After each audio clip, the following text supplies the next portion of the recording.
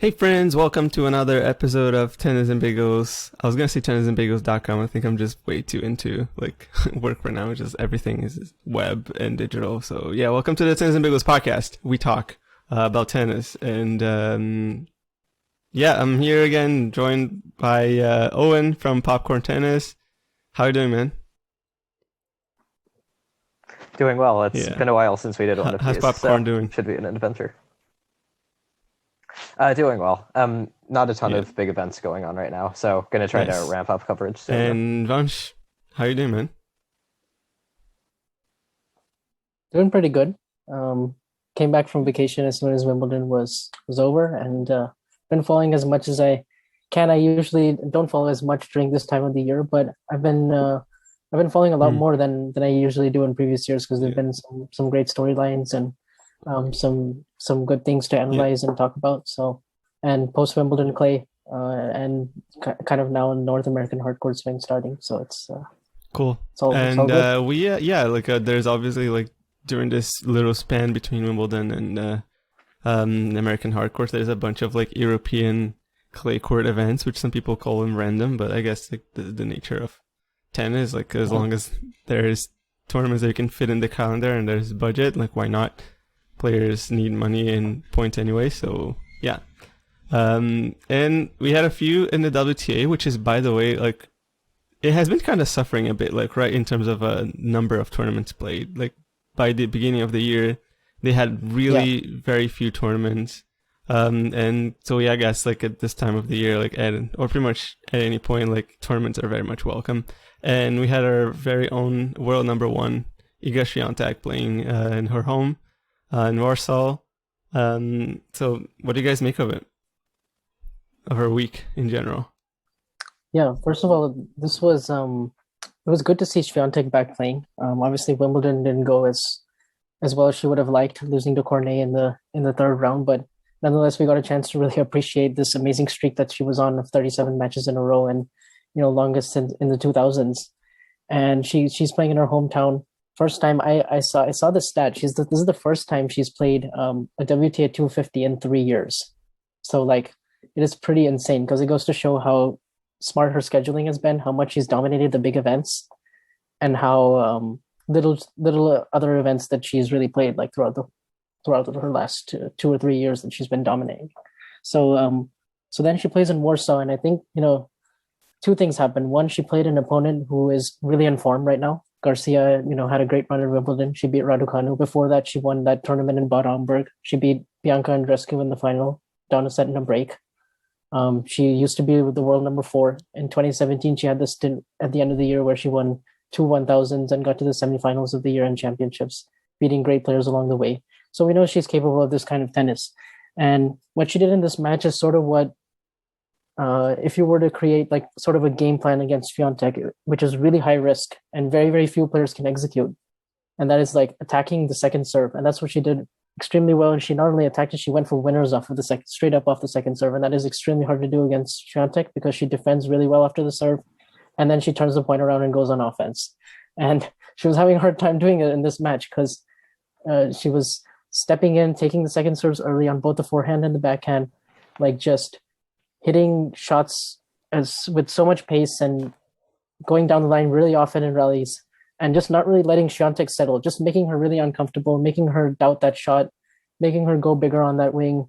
And if Swiatek has a slight weakness, it's maybe that her second serve is just as a shot alone is maybe a little bit attackable, but it's she's we know how difficult that's been to do to her, and only really Yelena Ostapenko and Danielle Collins and players like that who, when they're really in form and having a red hot day, can really do that to her. So that's kind of what she did. But Swiatek still fought back. She still won the second set, 6-1. She lost the first set, 1-6, and then she broke when Garcia was serving for the match at 5-3, and then she had two game points to hold for 5-all.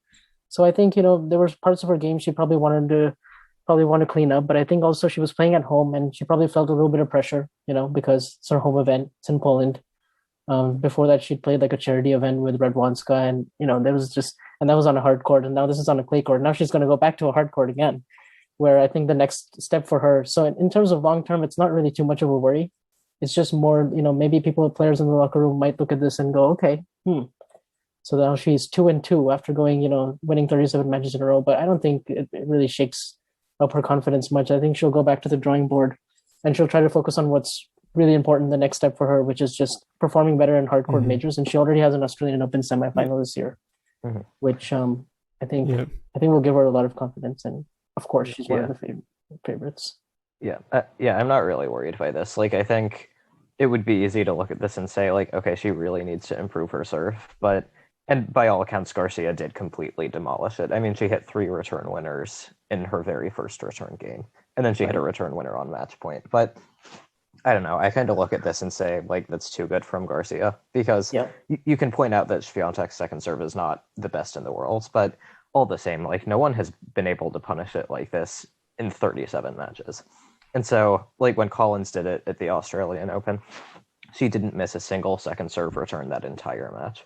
And when you look at what Garcia did here, it was just all power, all accuracy, all the time. Like, that's not something her opponents or anyone is going to be able to do regularly. So I'm sure she's working on the serve because it's probably the weakest part of her game. But, it's not like an alarm bell or anything. Like, she's still going to win the vast majority of the time. Like you said, Vaughn, she was able to make this match really close despite getting breadsticked in the first set. So yeah, I mean, I think it's sort of inevitable that there would be a little bit of a cool down after you win 37 matches in a row. But yeah, I still expect great things from her for the rest of the season. And obviously she's a very smart player. She's one of the first players really to like be open about like working with a psychologist and things like that. So she will try her best to avoid any sort of mental like issues that she might have, like in terms of like mental blocks or like too much questioning. But it's definitely something to wonder, like when you go on a streak like that, like is this going to impact her in the sense that like will she be worried that she will never be able to like pull off like the same level of the incredible streak of like even sets won, not even just matches, but like just won like something like 28 sets in a row or something like that. But yeah, I'm not necessarily worried like you said, but like I think it's just something that I think it's worth keeping an eye out like for like how she comes out playing like her next matches. Is she going to be more conservative? Is she going to go all out still? I still think she's going to go all out. I think that she will keep pushing to try to find a way. I think she's still pretty motivated like in her young career. Like I feel like the things that worry me most about like a player not playing well is just kind of like losing motivation after like doing well, I guess, sort of in a sense what happened to Barty after she decided just to retire just because she didn't really want to do it anymore. So I guess if Barty had decided, for example, to keep playing, I don't think she would have kept the same level because she wasn't motivated, right? But yeah, in terms of the future, I do think that Swiatek will definitely be eyeing the US Open. I think she's accomplished a lot in the 1000s level, and she's won again at a Grand Slam level, a Grand Slam that she was basically supposed to win, and she pretty much dominated it. But I think that really next step for her, and what I think that she knows it and that she wants it, is to win a Grand Slam on hard court or on another surface really other than clay. And I think the US Open could be a really good opportunity for her to try that out and see how it goes. So yeah, I definitely think that we should be seeing Swiatek on like firing on all cylinders at the US Open. But I definitely think that we're going to be seeing a lot of improvements and like little tweaks on her game, like already in Cincy and in Canada. So yeah, for sure. And she can only go up in those places. And I think you're in good shape when the game plan against you is to redline.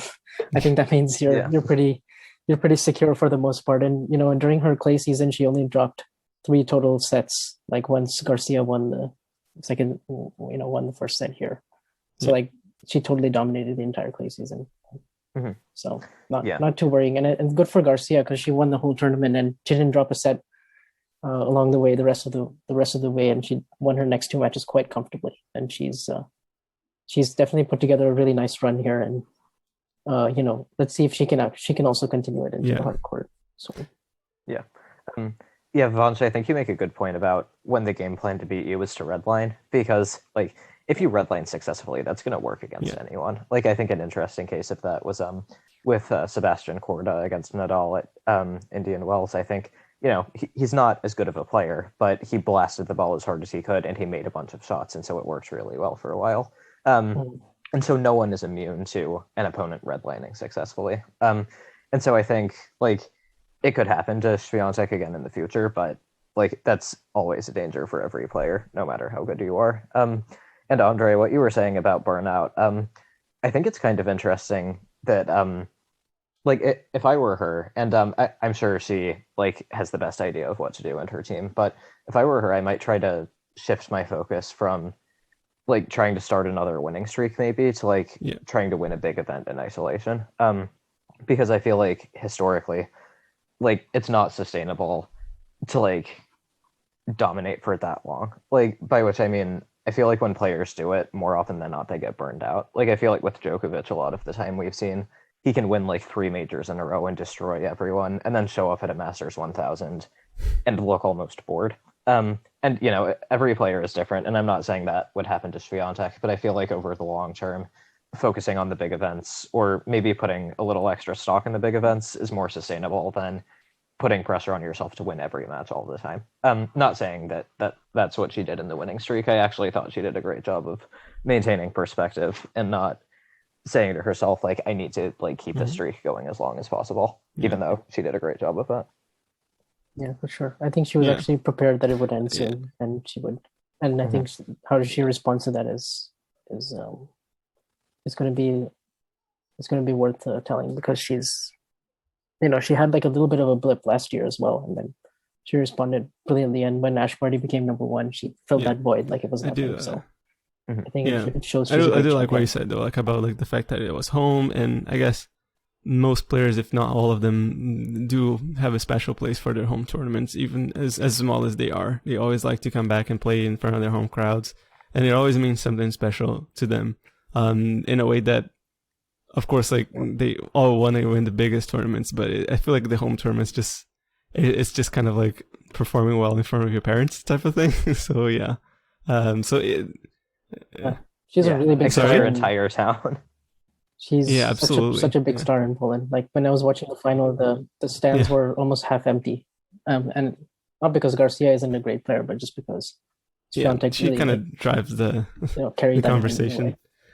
So like I feel like she's obviously she obviously wants to come back to the tournament, to the home tournament. She probably wants to win it at some point.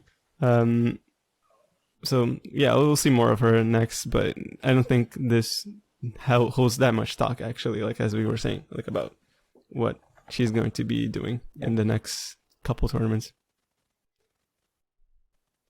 Yeah, you mentioned home event, and go ahead. Yeah, sorry, I was just gonna say, like, would you guys agree she's still the favorite for the U.S. Open? Like, I think given what she's achieved on 1,000 level events on hard courts, like she would be the favorite for me. Like, not to say not as big of a favorite as she was at Roland Garros, but like I think she's still significantly above the rest of the field.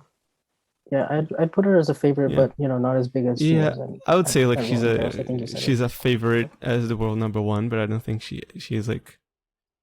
I think if we were to actually like have a predictions game or type of thing, like we would definitely see a lot of variation, and it obviously will depend on how well other players do, like on the warm up tournaments, like Osaka, for example. Should she be actually like interested and eager to win and fit and hope actually plays a couple matches, I think she could still like pull herself above and really come back and win another one. I don't think that's too far from her to do that. So but yeah, like right now in terms of form, I would still, if I had to put my money on somebody, definitely probably would be on Iga Swiatek at this point. Yeah. Osaka is an interesting player to watch going forward because I mean this is her favorite time of the season, the hard courts.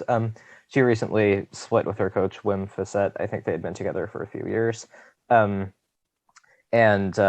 later today she's playing Zhang, who took a set off Swiatek at Roland Garros.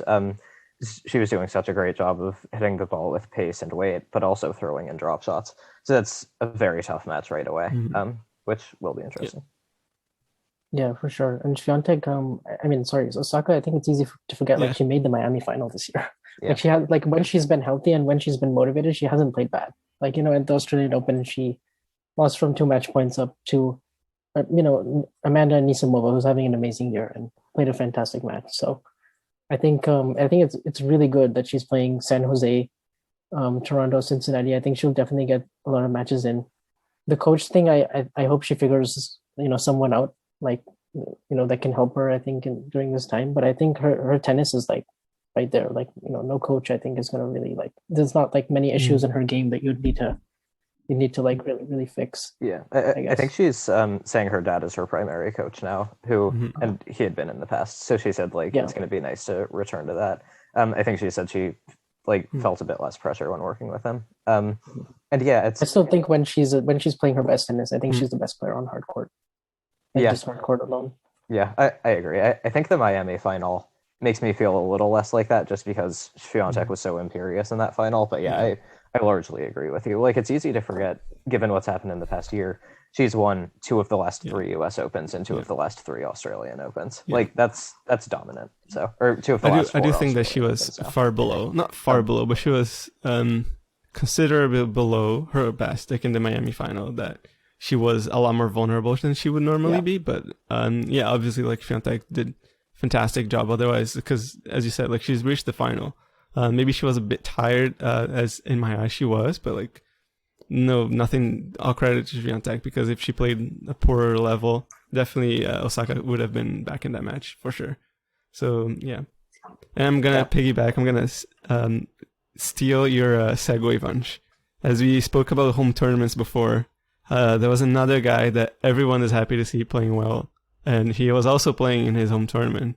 Um, Yeah, when I was okay. talking about the home tournament, by the way, I just wanted to mention this Oh stat yeah, from this final that one. in the Prague tournament because Mary Buskova was who I was referring to who won Prague, not Krejcikova who won it last year, but um, Mary Buskova wins the final against Anastasia Ponapova, hitting 0 winners.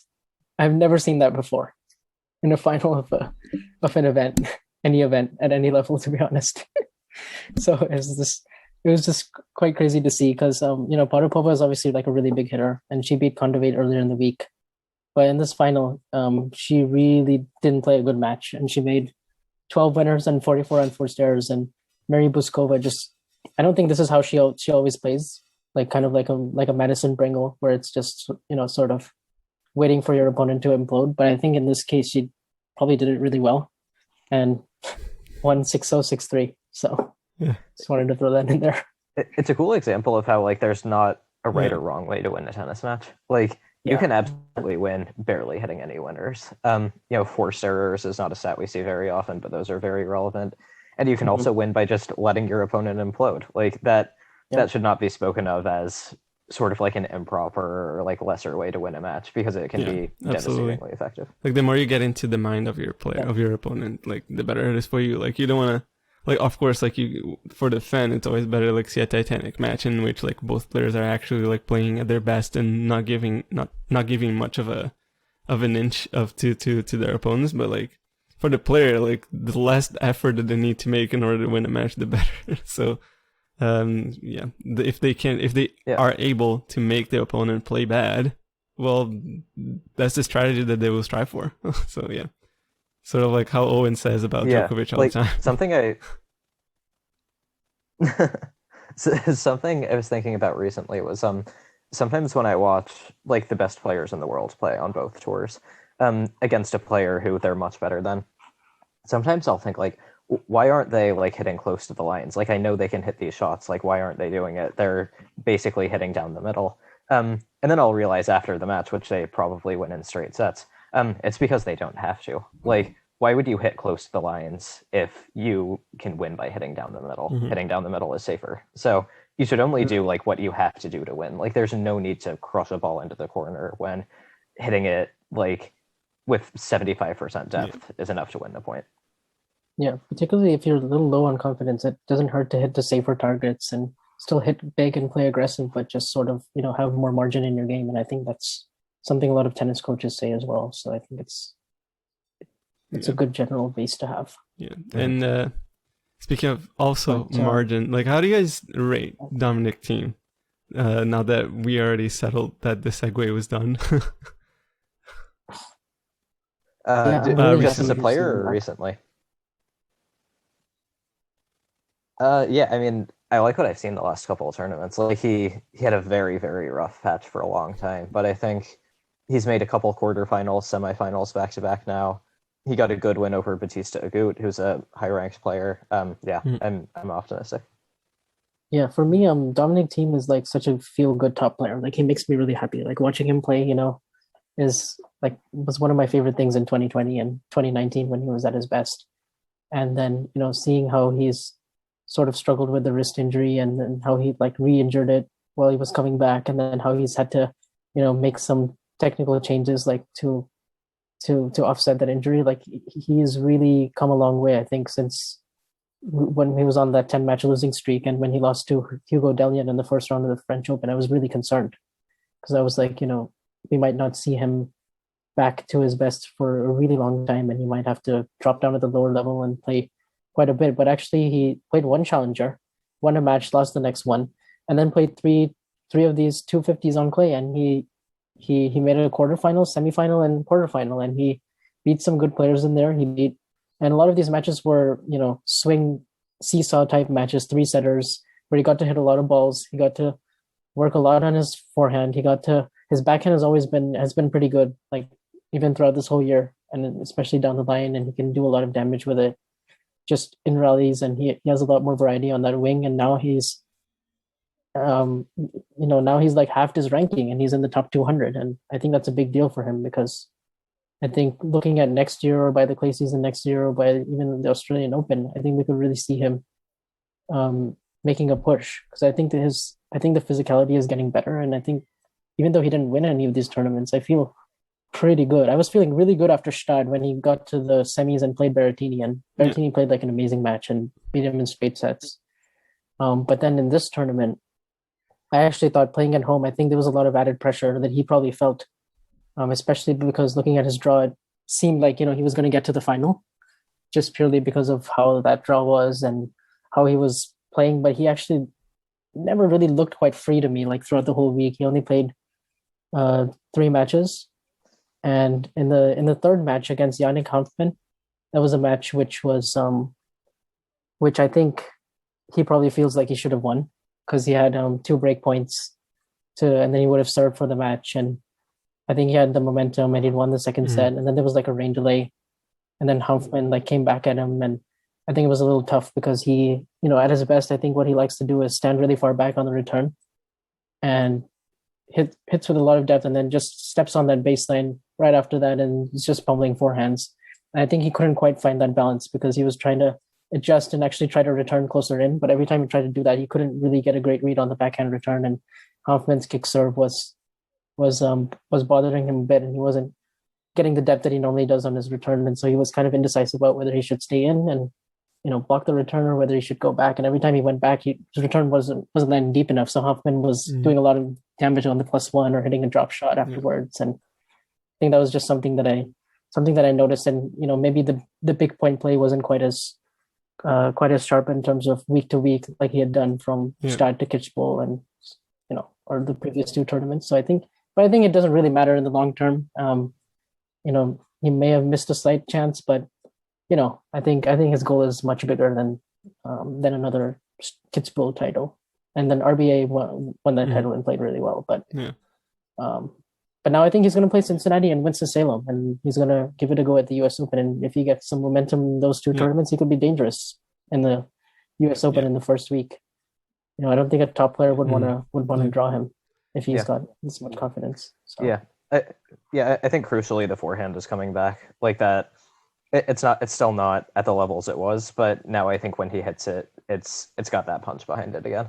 Which it's the forehand that I was looking at, and he seemed the least comfortable. But I guess as you say, he was probably a little tight as well, and it's the home tournament and probably a little bit of like tightness because of the injury. That is like probably something that he evaluates like almost like on a daily basis, like just to make sure that everything is like in place. And So yeah, definitely the forehand was lacking quite a bit of spin, like as he normally used to, like back in 2020, when that forehand was just massive. So I guess like that's the one thing that he's lacking a bit. Like his attacking game is a little off, but like obviously like it's something that probably gets with match practice as well. Hopefully the spin is not something that like is too much affected by his wrist injury. Hopefully something that he's able to get back, because it was a major part of his game. But also very, very optimistic about the way that he's been moving and defending. Like his defenses have been pretty insane. Not a lot of players have been able to hit through him, and if he's already been able to win points by just putting the ball back in, like he's just one step closer to being able to like become like a player that will most likely be back into the top 10 at some point, if he can get his attacking levels like to the same level as he used to be, because his defense is pretty much settled. So like it's a very good, like there's just nothing much to say about it. Yeah, and I imagine you're probably making a lot of adjustments when you go through an injury like that on your forehand, just like small little technical things that maybe you kind of have to go back and remember sort of how you used to hit that shot before, and you're kind of maybe doubting yourself a little bit more because you're afraid of like re-injuring it again, or you want to make sure that your forehand is back to its optimal level. But I think he's getting closer to figuring that out, and he's doing a little bit more damage with it than he used to before. He was very, very passive with it sort of earlier in the season. Yeah. And that was the one difference. Yeah. No, go on. I was going to go ahead, Andre.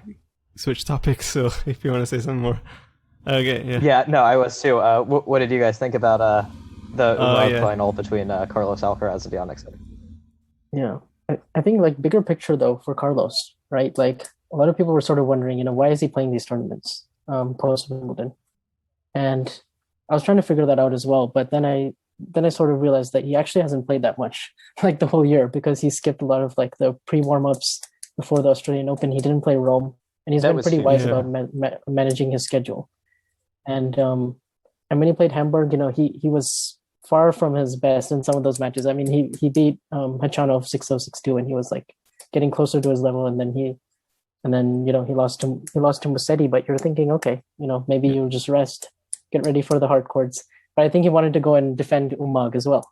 So then he plays there, and he's sort of kind of the same way. Like I think we finally saw him sort of show what's very common for a lot of younger players, which is sort of he created these. He did such amazing things earlier in the year, like in Madrid and Indian Wells and Miami, and winning those 4 titles, and then now he's sort of I don't want to say reverted, but he's sort of showing that there's still ways to go before he's quote unquote going to dominate the game, like people are saying, and maybe those expectations are too high in the beginning, but I don't really think it changes much for him long term.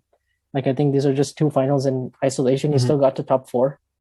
He's still 2 in the race. He's still probably has a realistic chance of finishing the year number 1 or number 2, like just looking at the rest of the field right now.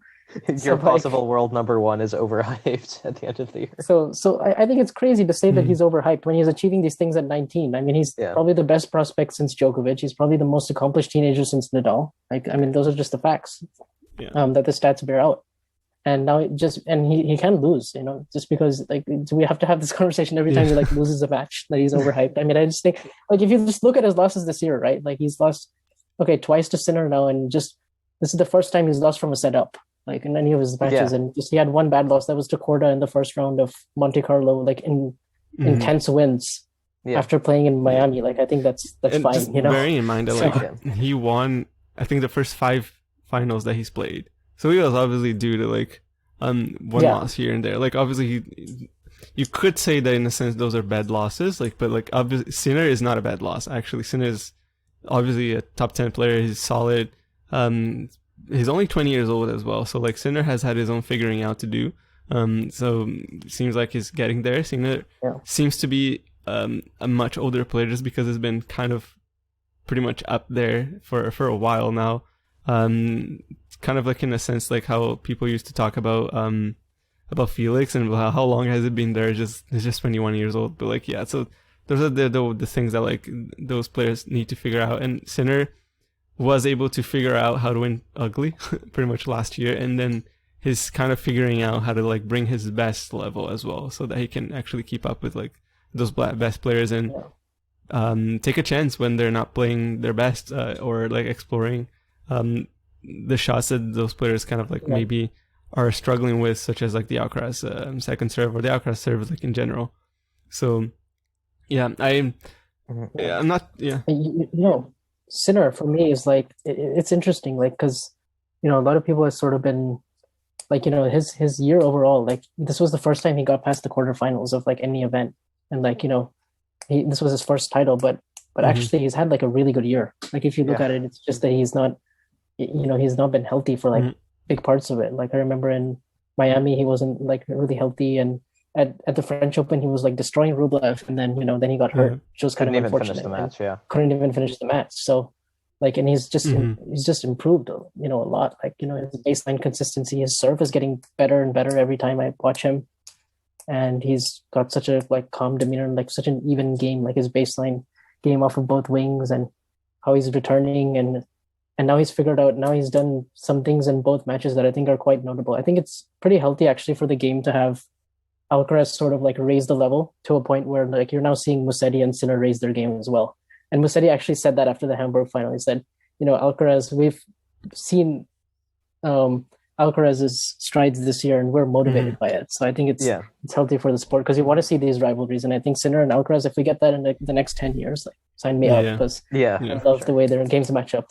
Yeah, it's like there's a new urgency, like when they play, like they see what Alcaraz is doing, and they go from thinking like, I have however many number of years to like make every part of my game click, but they see him and they're like, oh, he's doing it already. So like I need to get going now. And Sinner has kind of been blowing my mind, because I used to think like his peak level was his issue, and like everything was pretty good, but like if he came up against a peaking rival, he was going to lose. And then at Wimbledon, he beats Alcaraz in 4. He takes 2 sets off of Djokovic. And he's doing little things like he's sliding on grass. He's hitting like these Del Potro-esque running forehands. He's blasting. Still doing that, by the way. So if he can keep that up. Wow. Exactly. And now in Umag, he breadsticks Alcaraz twice in a row. So any doubts about his peak level are completely gone. He's doing great. Like as far as Alcaraz goes, I think it's as simple as like earlier this year, he was in a purple patch, everything was working. That is maybe not the case anymore. Doesn't really alter how I feel about him long term. Like you are going to have peaks and dips in your form. It happens to everyone. He's still, well, like you said, Vaughn's still like number 2 in the race. So like, and he made 2 finals in a row. Like, come on, like it's not a bad result. If this is bad for him, Yeah, and he was not playing well in most of these matches. So on one hand, you could look at it and be like, okay, that's a sign of like a great player, because he could have easily lost in the first round of Hamburg. He could have lost in a semifinal where he rolled his ankle, and it seemed doubtful that he was even going to play the final. And then he recovered from that and won the 3rd set. And he had all the pressure on him as well. And then, you know, in this match, I guess if we can break it down, he was playing, they both were kind of not really having a solution on the other guy's serve throughout the first set, and it just went to a tiebreak. And Alcaraz plays this unbelievable set point. He's up 5-1 in the tiebreak, and Sinner comes all the way back, and you're thinking, oh no, this has gotten really complicated. And Sinner hits this ridiculous first serve, like out wide on the ad side. Alcaraz gets it back, like a great return.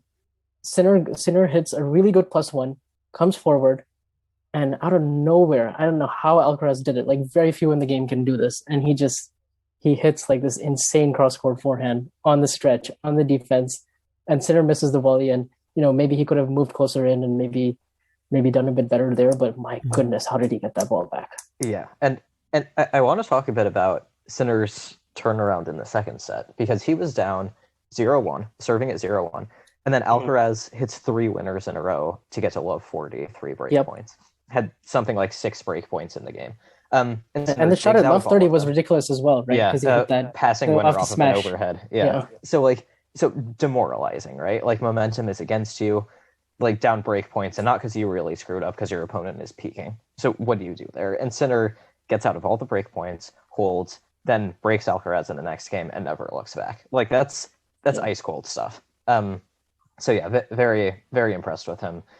Really excited to see what both of them do at the U.S. Open, because I feel like maybe not in the top tier of title contenders quite yet, but like just a shade below that. Like I think, if a Nadal goes out, or if Medvedev goes out, either of them could win the title. I think in terms of winning like 7 best-of-5 matches in a row, like don't think they're quite there yet, but they're getting very close.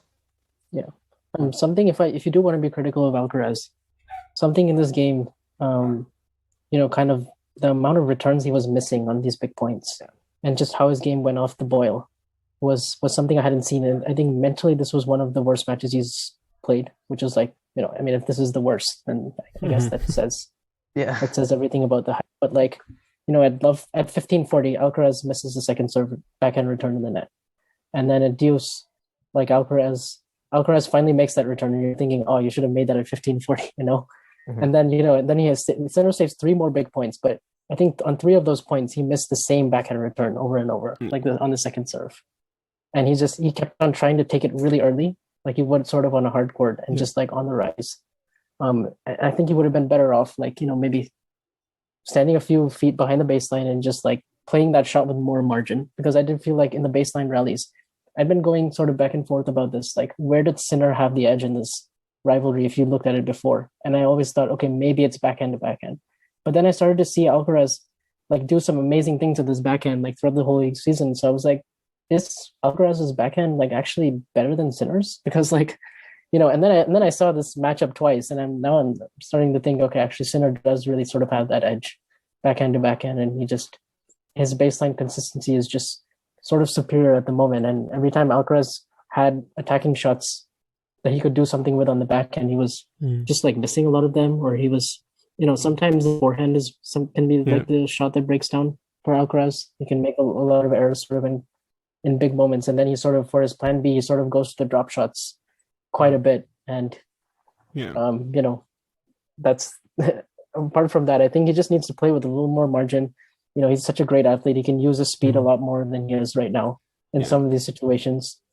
And I think he'll figure it out. I think that for Alcaraz, the issue that I might see like with him in a sense, and it's not necessarily some sort of an issue, is more like just fine tuning his game in that sense, is just because I feel like he suffers from like over eagerness. So like he gets so excited that sometimes he just kind of like wants to go for that shot, and maybe that's not the best decision, but like as in like this. The fact that he's won 2 of the 4 Masters 1000s that he's played this year, like, makes it such that, like, we know that he is capable of making good shots and good decisions, but sometimes he comes up short, like, as in, like you said, like, and maybe when he's not playing his best, like, he might come crashing a little too hard, and just, like, kind of, like, regulating his level and just, like, his state of mind during a match, like, that has so much emotions like this, and, like, when he's maybe not playing well, or he has a chance to go like for a shot that could break and maybe decide the match. Like that's something that maybe he needs to kind of like just mentally adjust, but it's not an adjustment that I don't think that he will make. On the contrary, I think that he will make it and be good to go like by next year, like as early as next year, maybe even this year. He should be able to like pull it off. I'm excited to see like how he does it like in the ATP finals.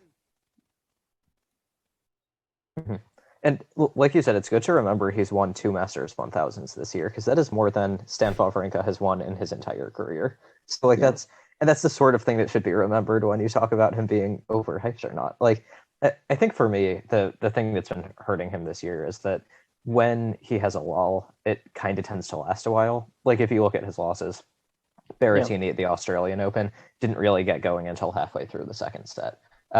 Zverev at Roland Garros like didn't really get going until the third set. Sinner at Wimbledon, same thing. And then in this match, like good in the first set, good at the start of the second set, not really so good for the rest of the match. And so I think if he can limit those lulls when he has them to like a few games or 1 set rather than 2 sets, I think he'll be much, much harder to beat. Yeah. And then of course, like you said, it's just sort of fine tuning. Like, no one is saying he's going to dominate the sport now. Like he's 19. Yeah. So if he's not, like, maybe you can come back to me in 2 years, and if he hasn't made a slam final by then we can sort of have that discussion again, and then maybe then we can sort of recalibrate. But it's it seems like his like some of those things, like his serve, like his spot serving can get a little bit better. The consistency when he's not playing, when he doesn't have his game, so he doesn't go off the boil that dramatically for that long. I think is something he can work on for sure. And then just like sort of those panic drop shots, you can Yeah. sort of But work like a little even bit even on like, yeah. Yeah. more Djokovic patient in used those to rallies, hit like but a lot of panic drop shots like back in his day. It's pretty sad to see. Like he did a lot of those this against Nadal and so many times just because like Nadal's so good at like defending. But yeah, like I guess it's pretty normal. And here you go another comparison between Alcaraz and Djokovic. So yeah. Yeah, I mean, like drop shots are kind of funny. Like, I mean, Federer has a very famous quote where he says, like it's kind of a panic shot. I thought back in the day, and like, I think it can be a panic shot, but like when the drop shots kind of flow naturally as part of everything else, and are just like another way to finish a point rather than like the central way to finish a point. They work. They're devastating. Like, I mean, the way Alcaraz has used them this year, like other players started to pick up on it and started to do it as well. Like, it completely keeps your opponent guessing because like if you can either hit like a massive forehand or a drop shot that's going to die a foot over the net, like what are you supposed to do? So like I do agree that sometimes when things aren't working, like he'll get a little trigger happy with the drop shots, hit some bad ones, but I mean for the most part it's an amazing shot. yeah. And then I mean Sinner, the way he was playing in that third set, he just sort of that was peak Sinner, like at the Yeah. very end.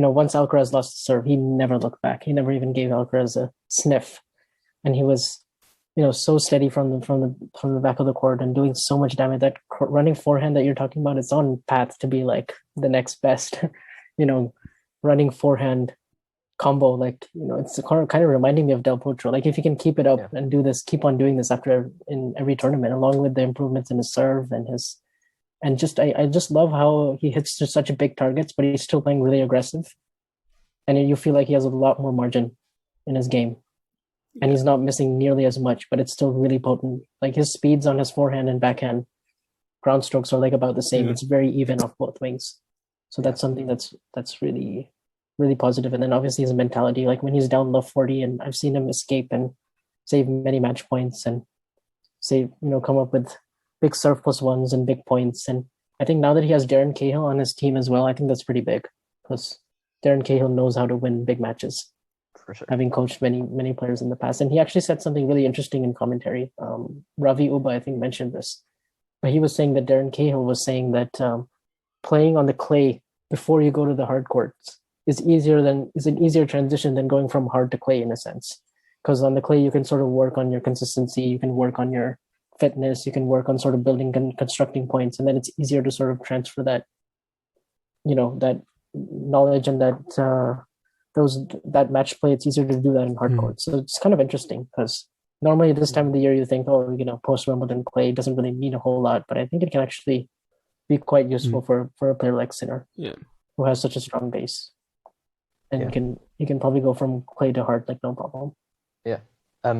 So do you guys want to make some US Open predictions? It's a long way off, but and I mean, I guess we can talk about that more generally. Like, I guess for each tour, like, who are three players who you expect to kind of win the lion's share of the big titles for the I think the rest of US year? Open is really up for grabs. Oh, for the rest of the year, or just leading everything?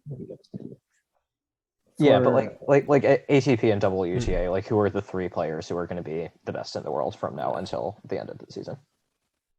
Well, I think for the men's, you have to look no further than Nadal. I mean, if he's like somewhat decently healthy, I guess in Canada, you can't really rule him out.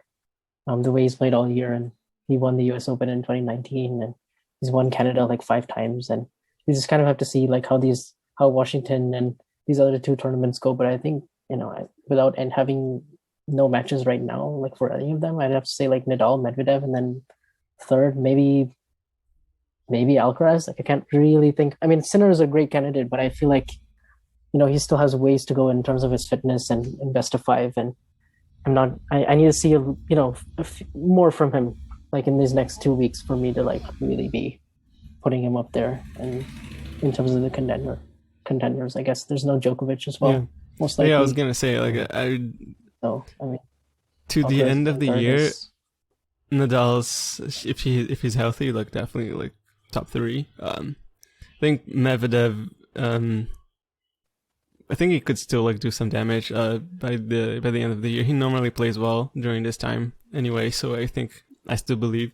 I think he can still defend his title even in the US Open. I think he'll be excited about it. Yeah. He'll be He hasn't won a title Yeah. this year, Yeah. which is kind of interesting to think about. Yeah, he's lost his last 5 finals, but he's playing this year Yeah.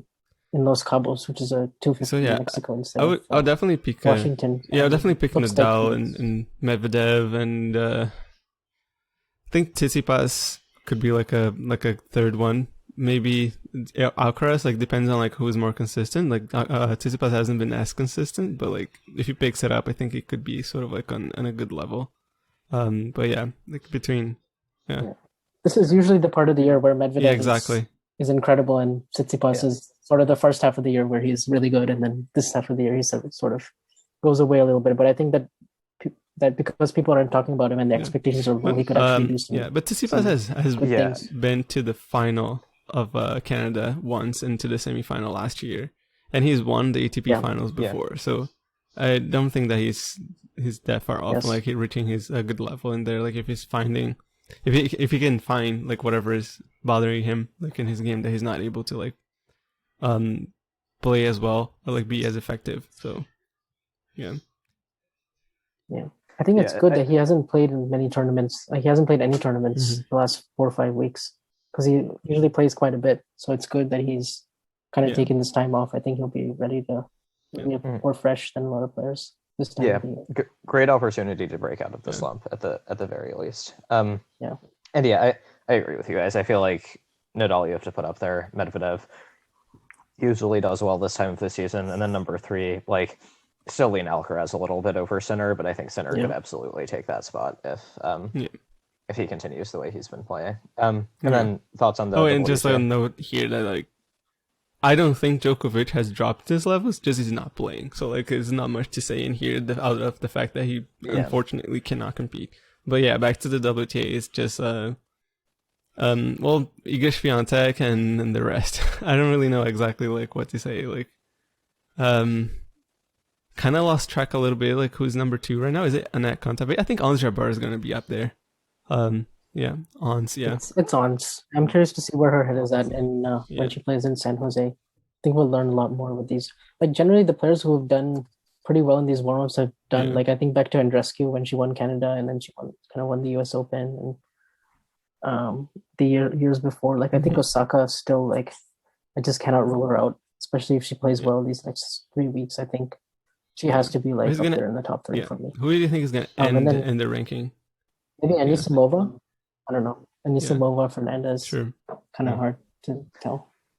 Are you asking about who's number going to 1 finish after? top 3, I guess, like in the WTA, you think? Top 3. That's a good question because the rankings... So, I mean, Iga has a lead of almost 4,000 points. And then after that... 2 through 5 are all within 500 points of each other. It's Kontaveit, Sakkari, Badosa, and Jabeur in that order. I feel like Jabeur could make the leap from 5 to 2. She's been great. 3, I really don't know. Because after Jabeur, it's Sabalenka, Pegula, Muguruza, Collins, and Raducanu to finish the top 10. And like none of them have particularly been huge factors in the biggest tournaments this year. You know, Collins at the Australian Open, but besides that, I mean, Pegula has been very consistent, but I don't know if I see her as a top 3 player quite yet. I feel like Sakkari could stay in. I was gonna say spot. just by elimination, like Sakkari ends up like in the top 3, sort of like Kontaveit. Kontaveit, by the way, has a ton of points to defend at the end of the year right now. So right. Yeah, that monster indoor season last year. But I mean, not just that, but Sakkari has done some great things this year. I mean, I think Indian Wells final. I think she's come close to some titles. Like hasn't had that breakthrough yet. But I strongly believe that if she continues like with the level she's been at, she will make that breakthrough at some point. I was looking at the race and I see Jabeur is number 2.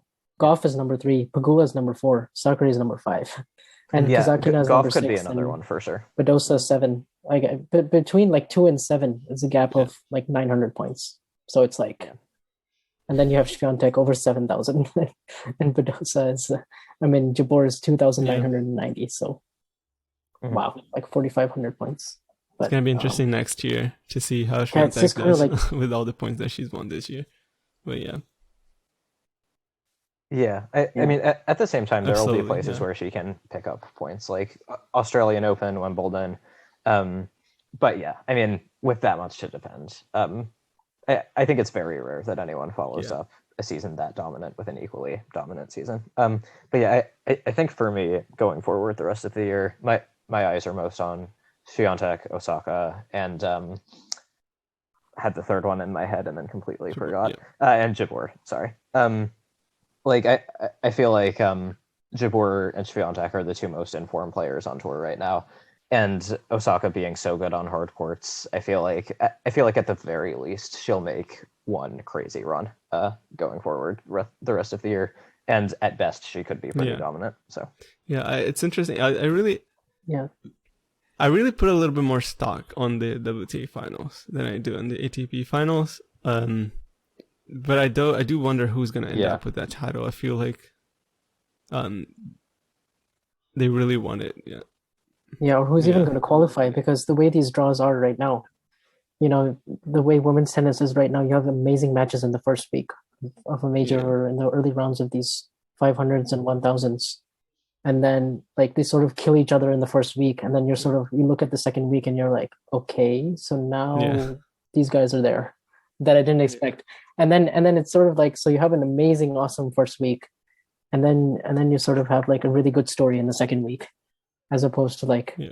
really awesome rivalries. But it's like a really good contrast, because I feel like how in the world, like because I'm just going through the race right now and I see like Ostapenko and Halep and Kontaveit and Collins, and these are like Yeah. just right outside the top 10. And same with like Bencic and Badosa. Like these players have all done something or the other this year, like either made a final or won a title, or like I think Swiatek is the only player to have won more than one title, and then you have like Bernarda Pera Haddad and Maya. Haddad Maya who won two each. Like it's basically Swiatek and the field, and then you're like if you were to sort of pick though between like Swiatek and the field for the U.S. Open, like who would you go for? Like for the French Open, it was more sort of Yeah. 51. It was like more, you could lean more towards Swiatek, Yeah. but in this case, I think it's closer. I think agree. It's yeah. tough. I would still go might with go the with field. I Swiatek. think. Yeah. I think I'd go with the field too. I just feel like That's fair. Do you guys think Nadal is going to? I mean, this is Yeah. absolutely 100% too soon to talk anything about Nadal, but Djokovic might not play. Do you guys think that Nadal wins ATP Finals this year? Finally, to complete like the deck of cards. I No. really don't know. I think honestly, a lot depends on his Yeah. a lot depends on his injuries. A lot depends on kind of like that's the time of the year where he's like Yeah. the most vulnerable. And I Yeah. thought he might do it in 2020, but then you have like Yeah, I think that's the So you tournament do where like the wonder younger like players what really does play well. Nadal So I think want to his in his career at this point? Like, I mean, maybe he wants to widen the gap between him and Djokovic. Maybe he wants to complete like all of the big tournaments. Maybe he wants to just kind of have fun. I have no idea what Nadal wants at this point in his career. Like zero clue. Yeah, I think he does really want to win that tournament. Like I remember in 2020 when he lost that semi to Yeah. Medvedev, he was really upset. Like uncommonly so. But I don't think it's gonna happen for him. I like his chances at the U.S. Open better than at the ATP Finals. Like even Djokovic has not won this tournament since 2015. Yeah. And Nadal's never won it. So it That's just gets true. tougher as you get older, and it's never Yeah. been his best. So yeah, I think it would be like for him just staying healthy as long as he possibly can to like peak and win majors, and then just sort of if anything else feels like in sight, maybe just go for it. Like I think the 1000s don't mean that much to him like they Yeah. used to, unless it's a build up to the French Open, and then ATP Finals if he's like really healthy at that Yeah. time of the year. I do think he'll so. give it a I go. definitely He'll think that he win it. plays if he's yeah, healthy, like for sure.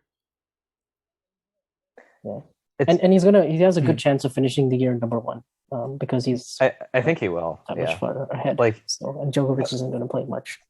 But yeah, Andre, it's kind of interesting to think about what he wants because he's had an amazingly successful year, and it kind of feels like he's been miserable for a lot of it with like that Yeah. Indian Wells injury and the Wimbledon thing, like, and the clay season, like his foot, like he was devastated after that.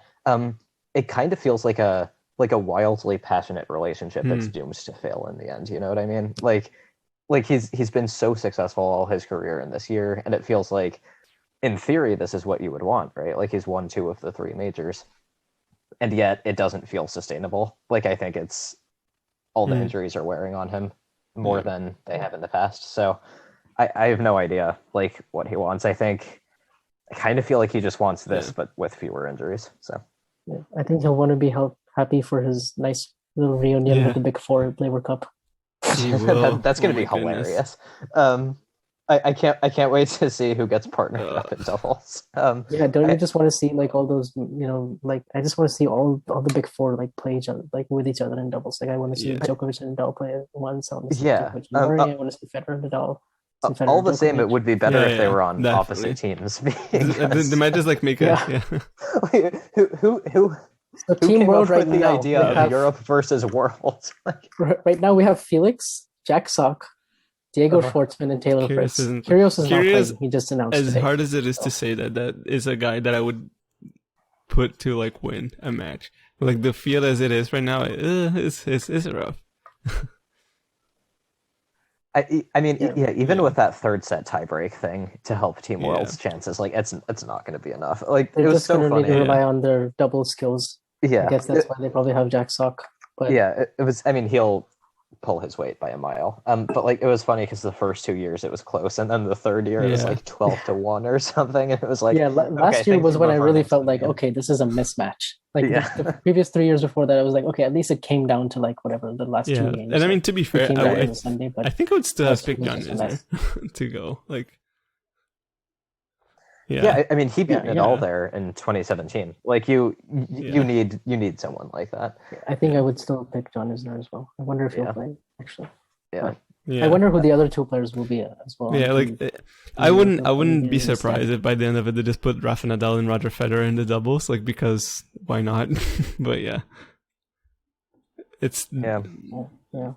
It's going to be Yeah. interesting though because maybe like Murray not being the same player he used to be and Federer coming back after over a year, like maybe it'll. I even mean, if things you have out, Djokovic but and we Nadal don't in the know. same team, Maybe it's hard to even out like with pretty much anything. Yeah. you got to If- pair those two up, right? If I mean, if Nadal is like a little iffy with his injuries and Djokovic is maybe rusty because he hasn't played like since Wimbledon, I'm not sure.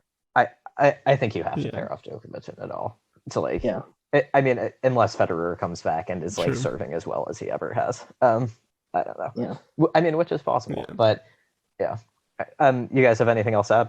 Not sure. I was just Um, gonna say that, like a wild take would be for Nadal to skip the U.S. Open and focus on ATP finals.